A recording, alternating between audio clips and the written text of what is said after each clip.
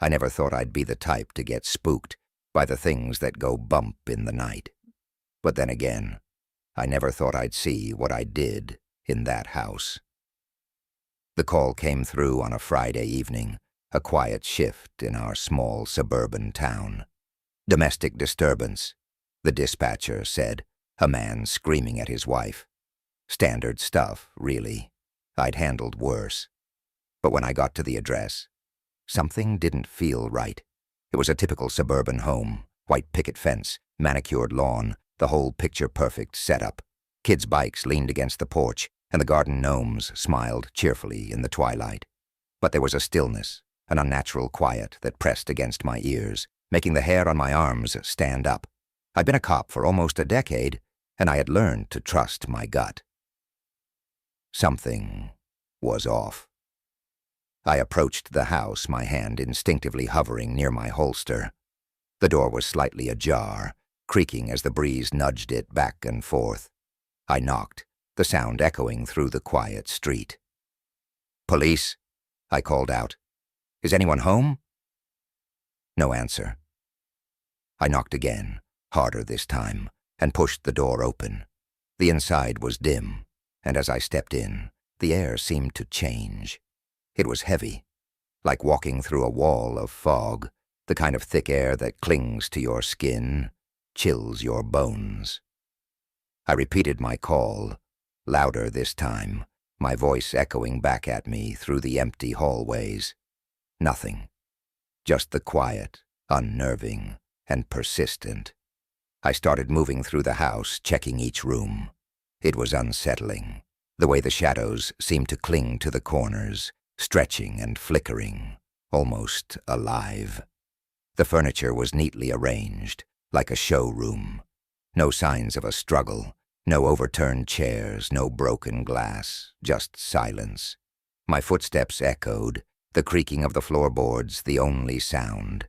I couldn't shake the feeling that something was watching me, hiding just out of sight. Then I reached the master bedroom. The temperature dropped the moment I crossed the threshold. It was like stepping into a freezer. My breath came out in small, visible puffs, and my pulse began to race. I'd heard about things like this before. Cold spots, sudden chills, but I'd never experienced one. I scanned the room, trying to make sense of it, but everything looked normal. Too normal. That's when I saw it. I was standing near the vanity, my eyes darting around the room, when something caught my attention in the mirror. At first I thought it was just my reflection, distorted by the low light. But then I noticed the eyes, glowing, bright red, staring right back at me from the doorway. My heart stopped, and I felt the blood drain from my face. I turned around so fast I nearly lost my balance, my hand flying to my gun. But there was nothing there, just an empty doorway, leading back into the hall. I stood there for a moment, my pulse pounding in my ears. Had I imagined it? A trick of the light? The chill was still there, and it seemed to seep into my bones, making my muscles tense and stiff. I backed out of the room, my eyes scanning every shadow, every flicker. And then, just as I was about to leave, I heard it. A whisper, faint, but clear. Run. I didn't need to be told twice. I practically sprinted out of the house, my heart slamming against my rib cage. The cool night air hit me like a slap in the face, and I took a few deep, shuddering breaths, trying to calm down. I radioed in, told dispatch that the house was empty. But I didn't mention the red eyes, or the whisper. What was I supposed to say? That I'd seen a ghost? That something had spoken to me? They'd think I'd lost it. The case was closed as a false alarm, no further investigation needed. But I couldn't shake the feeling that something was wrong. I couldn't get those eyes out of my head. I tried to rationalize it, tell myself that it was just my mind playing tricks on me. But it was no use. I found myself driving past the house a few days later. I don't know why I did it. Maybe I was hoping to prove to myself that there was nothing there, that it was all just a weird, creepy coincidence. But when I pulled up to the curb, that same heavy silence was there, hanging in the air. The sun was setting, casting long shadows across the lawn, making the house look even more foreboding. I sat there for a while, staring at the front door, trying to summon the courage to go back inside. But something stopped me. A flash of movement in the rearview mirror caught my eye, and I turned to look. There, scrawled across the dust on the back window of my patrol car, was a single word: run. The letters were uneven, shaky, like they'd been written by a child. I froze, a cold sweat breaking out across my forehead. No one was around. No one could have written it. And yet, there it was, plain as day. I felt my hands start to shake, and my breath came out in shallow, rapid bursts. I looked back at the house, half expecting to see that figure standing in the doorway, watching me. But it was empty, just a dark, silent shell. I didn't wait to see if it would show up again. I put the car in drive and sped off, not stopping until I was back at the station. I tried to forget about it, tried to push it out of my mind, but it didn't work. The image of those eyes, the whisper, the word on the window. They followed me, haunted my dreams. I don't know what was in that house, and I don't think I ever want to find out. But every now and then I find myself driving past it, my eyes drawn to that front door. And every time I can feel it, watching, waiting. The rain was coming down in sheets that night, cold and unrelenting. It hammered against the windshield, distorting the dark, winding road ahead as I drove towards the abandoned Cranbrook Mental Asylum. I wasn't thrilled to be heading there, but protocol was protocol. The call had come in about an hour ago. A neighbor had heard strange noises, seen lights flickering through the broken windows. Probably just kids messing around, but dispatch had insisted someone check it out. It was the kind of place that attracted trouble. And on a night like this, with the fog rolling in thick from the hills, the asylum looked like something straight out of a nightmare. "Looks like we're in for a fun night," my partner, Sarah, muttered, her voice barely audible over the drumming rain. I glanced at her, catching a flicker of unease in her eyes. She was new to the force, sharp and capable, but this was her first time responding to a call like this. "Yeah, well," I said, trying to sound casual. "Beats dealing with the drunks at the bar downtown." Sarah didn't respond, just tightened her grip on the steering wheel as the headlights cut through the fog, revealing the looming silhouette of the asylum ahead. Cranbrook was an ugly, brooding place, crumbling brick, shattered windows, and an iron gate that looked like it hadn't been opened in decades. It was the kind of building that seemed to absorb light, turning everything around it darker, colder. We pulled up to the gate, and I could feel the hairs on the back of my neck stand on end. I'd been here once, years ago, on a dare. I'd never made it past the front gate back then, and now I wasn't so sure I wanted to go any further this time either. But duty called. Sarah shot me a look as she turned off the engine, her expression a mix of curiosity and caution. "You ever been here before?" she asked, grabbing her flashlight from the dash. "Once," I said, my voice sounding distant even to my own ears. Place always gave me the creeps. "Well," she said, flashing a grin that didn't quite reach her eyes. "Let's hope the ghosts are friendly tonight." We stepped out into the rain, the cold instantly cutting through my jacket, and approached the gate. It was already open, creaking softly in the wind, and that should have been our first clue that something wasn't right. But we were too focused on getting out of the rain to notice. We pushed through, the gravel crunching beneath our boots, and made our way up the overgrown path to the front door. The main door was heavy oak, old and rotting, and it stood slightly ajar. I reached out and pushed it open, and it creaked like the gate of some ancient crypt.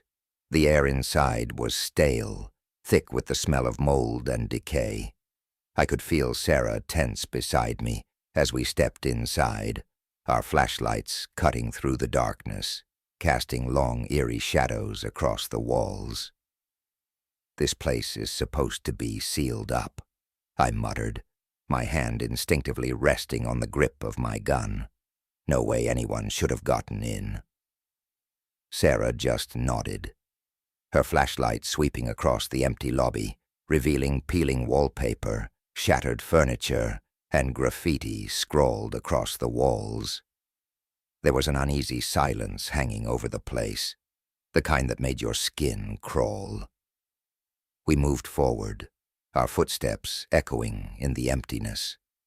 As we passed down one of the long corridors, I couldn't shake the feeling that we were being watched. It was ridiculous, of course. There was no one here but us. But the feeling persisted, creeping up my spine like a chill. I could see Sarah felt it too, though she didn't say anything. We moved in silence, our flashlights catching glimpses of rusted gurneys, ancient wheelchairs, and dark stains that I didn't want to think too much about. It wasn't until we reached the old hydrotherapy room that things started to get strange. The door was slightly ajar, and I pushed it open, stepping inside. The room was dark, damp, and freezing cold, and as soon as we entered, I felt it, a cold spot, so intense it felt like walking into a wall of ice. My breath fogged in front of me, and I could see Sarah's eyes widen. "What the hell?" she whispered, rubbing her arms to ward off the chill. "Must be a draft," I said, though I didn't believe it for a second. The air in that room felt different, heavy, like something was pressing down on us. And then we heard it, a low, guttural growl coming from somewhere in the shadows. Sarah's flashlight flicked toward the sound, but there was nothing there, just darkness. We stood frozen, straining to hear, and then the growl came again, louder this time, closer. My heart was pounding so hard I thought it might burst out of my chest. I tightened my grip on my gun, my hands slick with sweat. "What was that?" Sarah whispered, her voice tight with fear. "I don't know," I said, my mouth dry, "but I don't like it." We slowly backed out of the room, our flashlights flickering. I could feel the fear settling in my gut, cold and heavy. But we didn't turn our backs. We kept moving, keeping our eyes on the darkness behind us, waiting for something, anything, to jump out. And then we heard it, a scream, high-pitched and filled with terror, echoing through the halls. It was the kind of scream that made your blood run cold, the kind that you never forget. It seemed to go on forever, bouncing off the walls, growing louder and louder, until I thought my head might split. "Jesus," Sarah gasped, her face pale. "We need to get out of here." I didn't argue. We turned and ran, our footsteps echoing in the empty halls. I don't know how long we ran, but it felt like hours. The asylum was a maze, twisting and turning, and I was terrified we'd get lost. But eventually we found our way back to the lobby, the main door still open, beckoning us to safety. We burst out into the rain, gasping for breath, and didn't stop running until we were back at the car. We sat there for a long time, soaked and shivering, neither of us saying a word. The scream was still ringing in my ears, and I couldn't shake the feeling that something had followed us out of that place, something unseen and malevolent.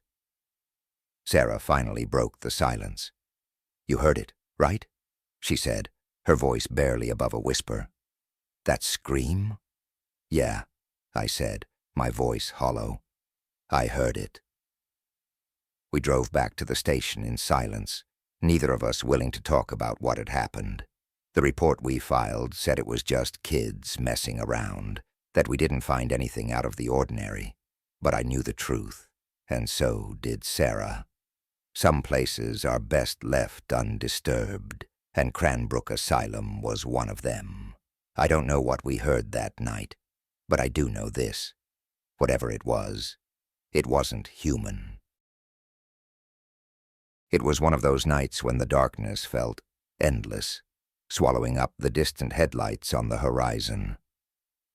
I had been on patrol for hours, the silence broken only by the occasional crackle of the radio. The highway was quiet, almost unnaturally so, and my shift was nearing its end. My mind was already drifting to thoughts of home, of a warm meal, a shower, and collapsing into bed. That's when I saw it. Red tail lights in the distance, streaking through the night, moving too fast for this stretch of road. My pulse quickened. Out here, there weren't many reasons to speed, and none of them were good. I flipped on my siren, the familiar wail cutting through the stillness, and pressed down on the gas. The car didn't slow. If anything, it seemed to pick up speed, zigzagging through the sparse traffic like it was trying to shake me off. It was a reckless pursuit, the kind I knew could go south fast. But I kept my eyes locked on the vehicle, adrenaline drowning out the fatigue. The car finally swerved to the shoulder, its brake lights flickering in the darkness like a heartbeat. I rolled to a stop a few yards behind, left the engine running, and got out. Approaching the car, I felt a strange chill crawl up my spine. Maybe it was just the night air, but I could sense something was off. I moved carefully, hand resting on my holster, my flashlight cutting a path through the dark.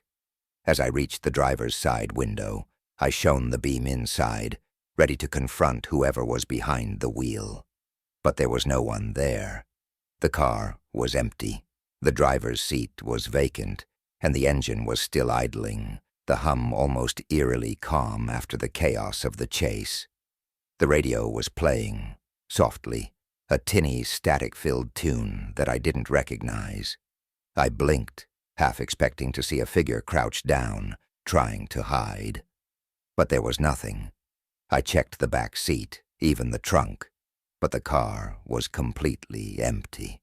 I stood there for a moment, the cold seeping through my uniform, staring at the empty vehicle, trying to make sense of it. Had the driver managed to slip out and run off without me noticing? It seemed impossible. We were in the middle of nowhere, surrounded by miles of open highway.